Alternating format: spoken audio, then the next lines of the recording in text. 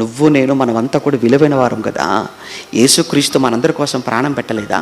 ఆయన మనందరి కోసం చనిపోలేదా?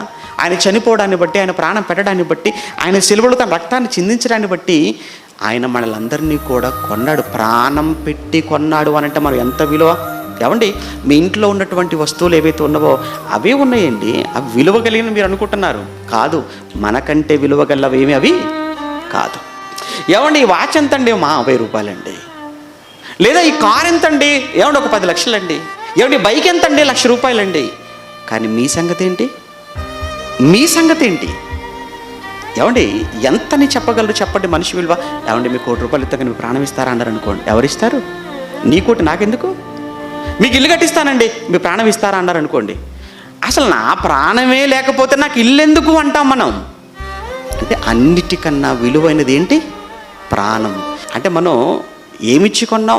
డబ్బిచ్చి కొన్నాం, ప్రాణం ఇచ్చి ఏది మనం కొనలేదు. కానీ విచిత్రమైన విషయం చెప్పమంటావా? నిన్ను మాత్రం ఒక ఆయన ప్రాణం ఇచ్చి కొన్నాడు. నిన్ను నన్ను మన అందరినీ ప్రాణమిచ్చి కొన్న ఒక ఆయన ఉన్నాడు. ప్రాణమిచ్చి కొన్నాడు నిన్నంటే నువ్వు ఎంత విలువ? నీ విలువ ఎంత చెప్పి ఇప్పుడు తెలుసు కదండి. కొరింథీయులకు రాసిన మొదటి పత్రికలో పౌలు గారు మాట్లాడతారు కదా, మీరు విలువ పెట్టి కొనబడిన వారు, మీరు విలువ పెట్టి కొనబడిన వారు. సంగమా, సంఘములో ఉన్న మనుష్యులారా, క్రైస్తవులారా, మీరు విలువ పెట్టి కొనబడిన వారు అన్నాడు. ఇంతకీ ఏంటి? అదేనండి ఆయన రక్తం, ఆయన ప్రాణం. క్రీస్తు మనలను ప్రాణమిచ్చి సంపాదించుకున్నాడు, ప్రాణం పెట్టి కొన్నాడంటే.